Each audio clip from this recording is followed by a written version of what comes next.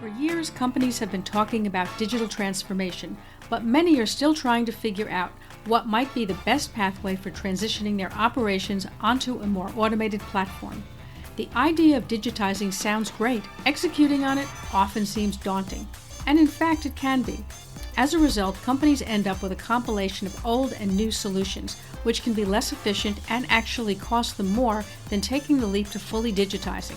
Today's guest is going to be talking about how companies of all sizes can not only take advantage of cloud-based solutions, but can get greater use out of solutions they're already paying for. I'm Jane Singer, and it's great to have you as part of our global community of industry leaders here on A Seat at the Table. Andrew Cohen is Managing Director of Netsurit, a $30 million MSP firm that helps organizations take advantage of the latest technology to enhance their business by providing a roadmap to evolve their IT infrastructure. In this episode, Andrew discusses barriers companies face in getting from discussing to implementing digitization in their organizations, how companies can establish metrics around both people and operational automation, and what companies can do now to add more stability and resilience to their operation. For an organization to make a successful digital transformation or drive any kind of innovation initiatives, it needs to have the best talent in key roles. In a competitive market, finding and recruiting those people can be challenging. That's why top corporations and even small enterprises rely on AsiaNet consultants to help them fill key positions. Since 1988, AsiaNet has been working in partnership with its global clients to help them make the right strategic hires. They have a well-earned reputation for being able to fill even those difficult-to-fill positions. So if you need to recruit new talent, or you think that you might be doing that soon, head on over to their website. That's asianetconsultants.com, asianetconsultants.com. I'll leave a link in the show notes. Now let's sit down with Andrew and gain some insights into how we might be able to get more out of our SaaS or cloud-based solutions. Andrew, thank you so much for joining us here on A Seat at the Table. I think that what you're talking about is really interesting to our listeners because for years companies have been talking about digital transformation, and even post-pandemic, there has still been a lot more talk than action. I think that it'll be interesting to hear your experience with this. Terrific. Well, that's a perfect lead in, actually. So we see that the small businesses have the need or the excitement to quickly jump into innovation, but they have a limitation in terms of team members inside and budget and things that they're not really accounting for full digital transformation. So their projects have a start and stop type of a mentality instead of a ongoing. We look at transformation as not an end state. It's not perpetual innovation, as we call it. The enterprise companies who work with the larger organizations, they're a different animal. They have a whole innovate strategy, but for them to implement takes a lot of buy-in. It's a very slow process. So they have the ability, they're already scaled, but for them to do expedient innovation is very difficult, even if it's planned for the next several years. So even after the pandemic, everyone adopted what the first level of innovation is, really just working remote. They're all doing it from all size companies. But now what we do, how to accelerate and create other business processes improvements. That's where the uptick has been more challenging for all size organizations. I think those are two very good models that you've brought up because we definitely see that happening. Now, in those two different models, and one of which you said is small and eager, but lacks the resources, and the other has the resources, but it's such a big operation that it's very difficult to implement any kind of change.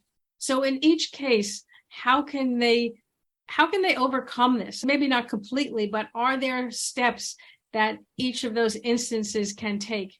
That's a good point. And I think from an internal point of view, from an SMB level company to companies what we call like the 50 people to about 1,000 people, or maybe 500, depending on your classification of SMBs. Some of us moving to mid-market.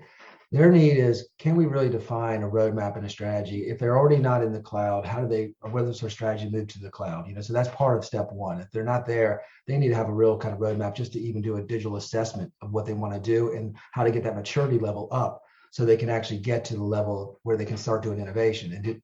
So digital transformation, we look at it on 3 pillars. The first pillar is what you call the foundational level, which is the organizational side. Can you move from traditional systems to cloud-based solutions where you allow a lot more mobility and easy access and virtual environments? Once you're there, we look at operational effectiveness, which is where we come to the innovation pieces. And then customer experience level is the third pillar. And that's where you're doing the outward reaching things too. Customers on two levels, customers internal and external. As we look at customers at both levels, an employee is a customer to us as too. So anyway, for SMB to get there, there's a lot of planning that has to happen. It has a lot of adoption, change management. All these things have to be incorporated. And it has to start from the C-suite. It has to be really pushed down. The large organizations is a different level because IT has already been challenged, probably like, here, we need to innovate. And here it's mandated by executives, but there's no real, the strategy's there. They have a roadmap. It's probably well defined, but yes, the execution is difficult. So they'll create what we call the center of excellence, the COEs of all these organizations, where they build teams that kind of create like where the funnel would come to from all the lines of business that want to maybe do something differently. They're doing things in a traditional method. It's worked for the last 8 years. It's job security. We're using traditional manual entry. So for them to move into transformational stage, because these big corporations are already in the cloud, they've adopted all that, they need to understand how to sell that almost internally to their internal customers, which is the employees. So that is a different type of mindset. So they need to turn to sometimes external partners to come in and partner with them to be that partner in that center of almost their automation partner for their center of excellence. So they create the funnel for all lines of business to bring it all in, and then they start to have to show success of success. Because one thing the lines of business don't do quickly is adopt a change. So that's where I think there's a big change between how you talk to a small business versus the enterprise size. I think there's a really good points. Now, if you're a small business and you want to get started and you don't have the resources, as you pointed out earlier, what might be the first steps that you could do? You may not be able to tackle everything at once, but is there some kind of a pathway that they could take that could get them on the road with enough speed that they're actually starting to see some return on investment, but yet that's within the scope of what they could reasonably handle? Right. So that's what we look at a lot with companies, when we first engage or talk to people, even we share knowledge. It's a lot of things that I do all the time. We talk about how do you leverage your investment fully. So most of these companies will move into a system that is taking advantage of their licenses, but they're only using like the base level. Let's just take, for example, Microsoft 365. Every company we talk to has moved to that level. If they're moving from Google, they move to Microsoft. Then they know that they're maybe using 10% of what the solution even offers you. So they're paying a lot of money, even a small company, they're paying a lot of money for those licenses, but taking maybe 10 to 15% of the actual value. So we try to encourage them, take a look what's available out of the box, train them up really quickly. Find stuff online. There's all these kind of knowledge bases that you can go to online quickly to find quick best practices. But then it gets to a kind of point where they hit like, okay, this becomes a second job. So what they need to do in that kind of scenario is turn to a company such as ours or other companies like ours. They can come in, understand, do a quick assessment of what their challenges are, prioritize what processes, what they're trying to create, train them up on the user adoption side so they really get an understanding of the things we call out-of-the-box solutions, which they can just turn out without any kind of technical help. And then look at the areas where you can really create business process improvements. Typically, they have to partner out for that. They probably don't have the staff internally on the small side of companies. So they'll have probably a couple of good IT people internally, and they'll need support from companies that can come in, assess it, and deliver an ongoing delivery in terms of solutions for business process. That's a really good suggestion because you're absolutely right. People do have licenses for a lot of SaaS software, us too, actually, and you don't use it to its full capacity, in part just because you haven't had time to really sit down and go through it in depth. So I think that someone like yourself who knows some of those applications can point out things that they actually could be using that you hadn't even thought about. Right. And you speak of a very good thing that's going on now in the industry. I mean, the SaaS software, everyone's adopting it. So they use the software for every piece of their business process. So what we look at, we come in and talk about the assessment of what they have. We have to see that full satellites that exist in their ecosystem. So in regards to that, we look at what's available, and then you look at, can they consolidate? Because they might be paying the licenses they don't need because you can leverage other software that already does or replicates what they can do, and they have it as free from their existing other systems. So we look at ways of consolidation as one, so you can start turning off some of these extra SaaS ones, or if you want, they have to be part of the process. How do you connect to those systems? Because typically they're living in 5 or 6 different screens, a lot of these companies, and they're not connected. There's no mechanism to allow people to integrate. So what's really the trend now, and this is the big kind of caveat here, is these other solutions in the SaaS model, they have APIs, which is what allows for a server-to-server connectivity. So all these solutions offer that. But they're in the tradition now to start charging for those APIs. So you have to be kind of slick. Either you keep that solution and figure a way to use that API for an additional cost, or find ways to work around the API in ways that we call desktop automation. So there's different ways to do it. Just because you have these other SaaS solutions doesn't mean you can't integrate. But some people do get quick reservation when they see the additional costs that might come into play for some of these SaaS products. I think that's an important point because, and we're guilty of this too, you just keep adding things on and you don't realize how many different things you're running and you're not necessarily running them efficiently. And like you're saying, you have to really look and see, do you have duplication in some places? Can things be integrated better? You just don't think about it. You're so busy just trying to get the work done that sometimes you do need another person who's tasked with doing just that and that understands it, has worked, understands the different solutions and come in and give you that assessment and point out where you have redundancies perhaps, or where you have holes that need to be having something to pull it together. Right. And we don't replace it or get rid of it unless it really makes sense. Because if there's things that you have to have in these other solutions, they make sense for the business. We have to look at it case by case. And then we have to really dig deep to understand what it is doing, what kind of things does it fix for the business. And then you determine if it's something that's still needed. Can we replicate it with a cheaper version or leveraging your licenses you have in another solution? And then kind of make decisions there. But it's a very well thought out kind of process and prioritization process. So we look at just ways we can work on that together. It's a very collaborative type of a relationship to help companies understand what they have and where they're trying to get to. We're going to take a quick break now, and then we'll be right back. We were hiring when we were making 50 to 100K monthly losses. And why? Welcome to episode 1. I can't think of a single founder who's been around for a decent amount of time in business who hasn't had their tunnel of year. This was that year. We're going to be okay, yeah, Sheree. Some are going to hear this and think, you TDP. But hear me out. You only have to do the math to understand that very soon we were $500,000 down. And you don't really think about it until someone like yourself actually brings it up. Having survived the pandemic, and a lot of people feel like they can finally exhale, and yet at the same time, it looks like we're staring down a potential global recession. We don't know how severe it might be, but there is definitely a lot of warning signs that things may be becoming a little bit tougher economically. What can companies do now to better position themselves to sort of survive the next era? And I know that basically they should have been doing things a while back. It's a little bit late, but nonetheless, what can people do?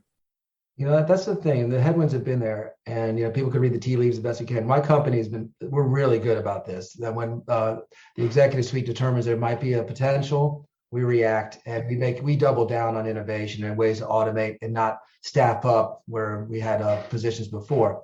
So it's not that we're looking at a reduction in staff, because currently we're in a good position and we're probably hiring, but we also have to look at what's going on and the economic uncertainties. So a lot of the companies we work with of all sizes, they're really leaning into, can we use automation and not rehire after the pandemic? They might have lost 1,000 employees or 550 employees, depending on the size of the company. With the solutions that we build in companies like ours, they cannot have to replace a body because they're going to be able to use automation or process improvements to not create redundant type of workforce. So if they haven't done that, there might be some reduction in workforce. Unfortunately, that's going to happen. It should have happened already. I think you should have been ahead of it, but most companies are not.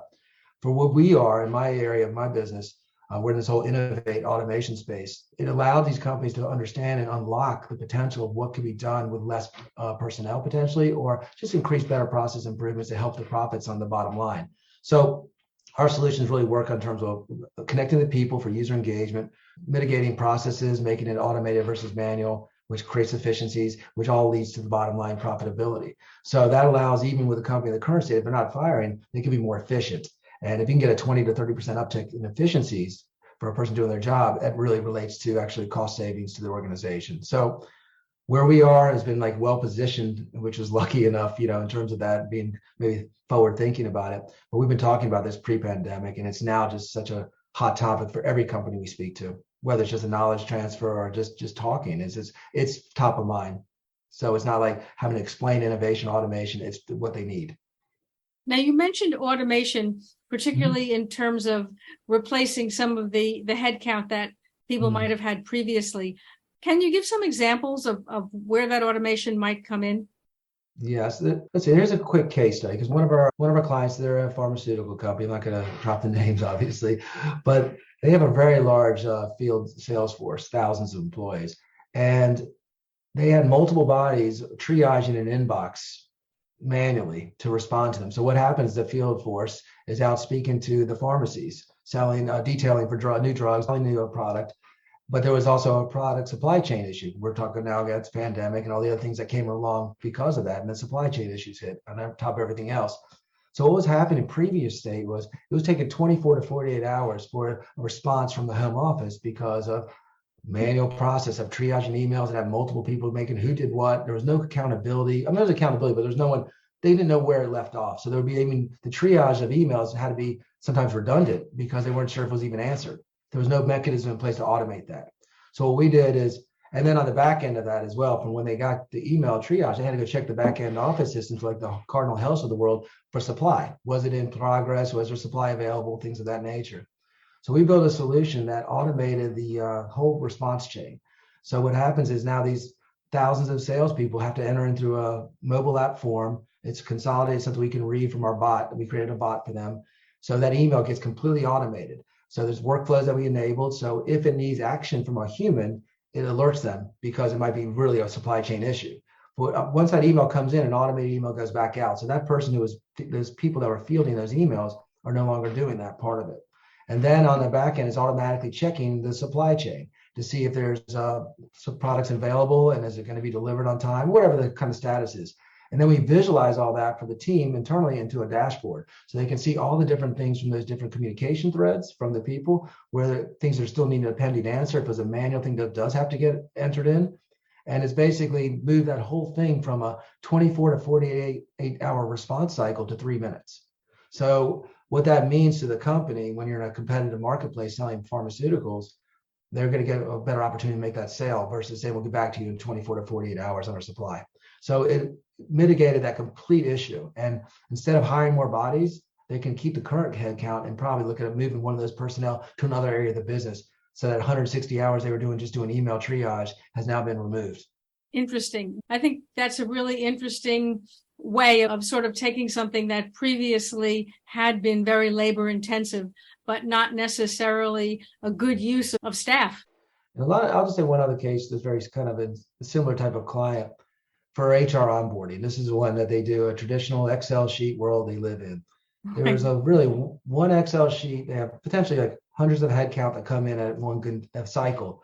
They had 8 employees working on one spreadsheet where each of them had 1 hour turn to work on that in a day, to do manual data entry, all these kind of connection pieces, just to move that person down the line for being a potential hire. And this is also, then they have to do outward communication to the placement agencies. So that was completely visualized now into workflows and what we call like a power app that kind of built all that into a consolidated system. So all 8 can work in tandem. Doesn't mean we're trying to reduce headcount because they don't want to remove the body.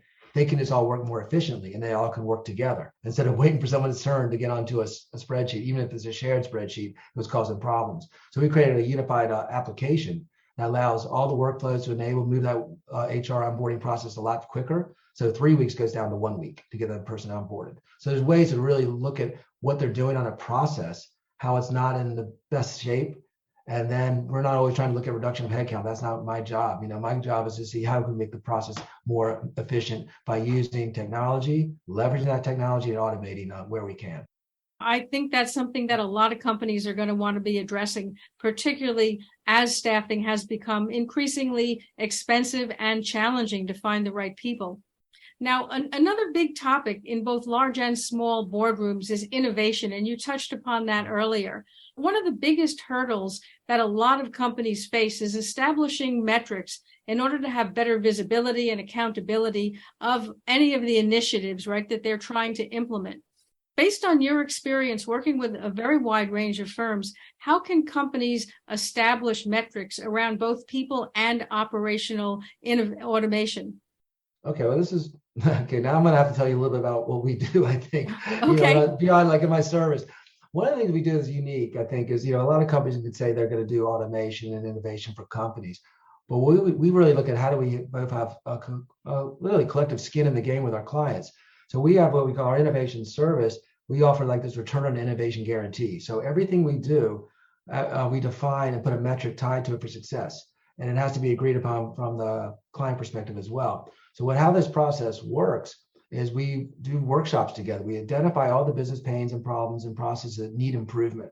We chart those together, prioritize those, vote on those together, and then we score them. And then we also put a return on innovation calculator against it that we have internal for calculation. That it could be a time value number, it could be dollars, it could be anything you want to calculate. We just have different ways. It could be user adoption for employee experience. So we look at how do we pull out together, we measure all those together, and we display that to the company that we're potentially going to engage with. If we go forward, then we track it. Once a solution gets in place, we're showing that return on innovation guarantee. So let's say for every dollar spent, they're going to get 105% return. I mean, whatever the number is, depending on what the agreement is, or even more, depends on what they're saving. So it all depends on how they want to, what they want to measure, and then the visibility. That's done through dashboards that we supply. They can log into our portal and they can see how it's tracking. So this 5 processes can be getting improved in a different staggered state. They'll be showing that metrics of improvement based on the calculation we define together. Now, if a company doesn't want to hire a company like ours, they need to probably set that mechanism internally. Define what the real return is. Why are we doing an innovation piece? Why are we automating something? Don't automate just to use technology, because sometimes it's not a good fit.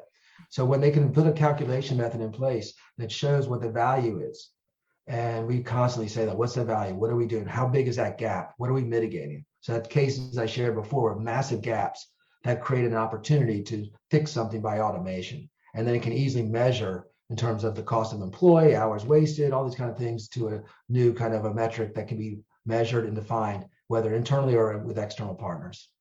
You're absolutely right. You have to constantly be pushing yourself to see, are you living up to any of the benchmarks, and maybe even adapting benchmarks as you go along. I was just that's what we call like the perpetual innovation. So it's ongoing. It's agility. You have to keep it going. It's not a final destination.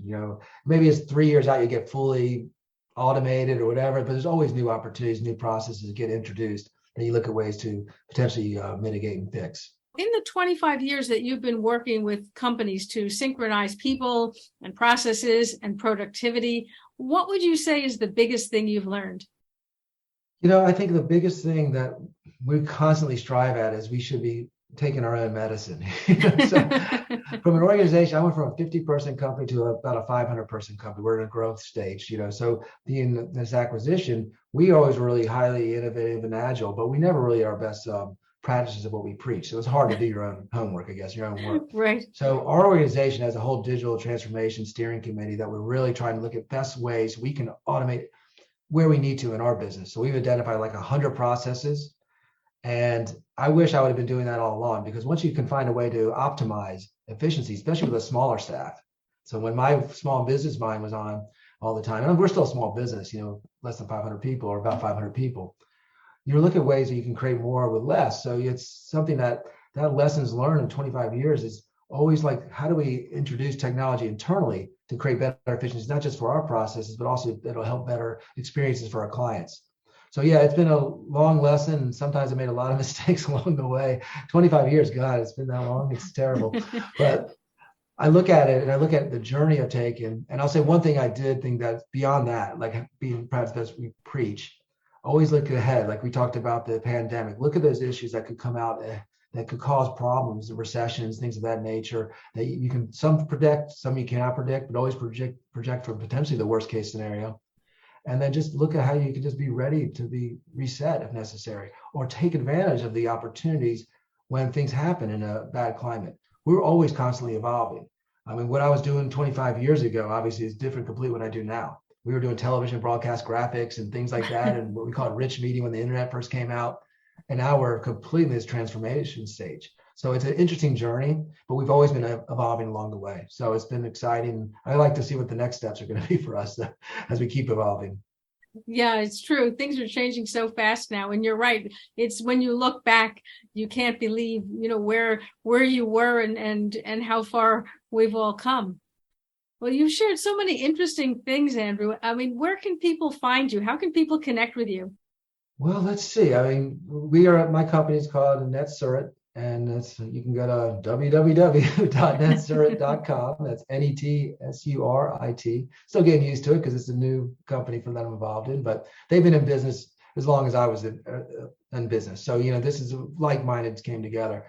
When you get to that area, there's a whole area about what we do in the innovate space. Also, the other areas of the business, the cybersecurity, the managed services, the core things that I talked about earlier. But where I live is in this innovation world. So when you look on that site, you'll see on the innovation. And obviously in LinkedIn, people can go to my profile, and I'll definitely put this out, this podcast on my LinkedIn profile as well. And I'm excited that we had this time together. And then just if anyone wants to reach me, I can provide my email as well. So I don't know if that's a normal process for you, Jane. Okay. Well, I'm going to put all of those links in the show notes. And I want to thank you again for taking the time to join us here on A Seat at the Table. No, it was my pleasure. Thanks so much for taking the time. And I know it's late in the day for you and early for me. So I look forward to hopefully having another conversation in the near future. Thank you for joining me here on A Seat at the Table. If you enjoyed this episode or learned something from it, I would love to hear about it. If you'd like to support the show, please hit the subscribe button. And if you can take a minute to leave a review on Apple Podcasts or other channels, that would be fabulous. Don't forget to check out our podcast website, seatpodcast.com.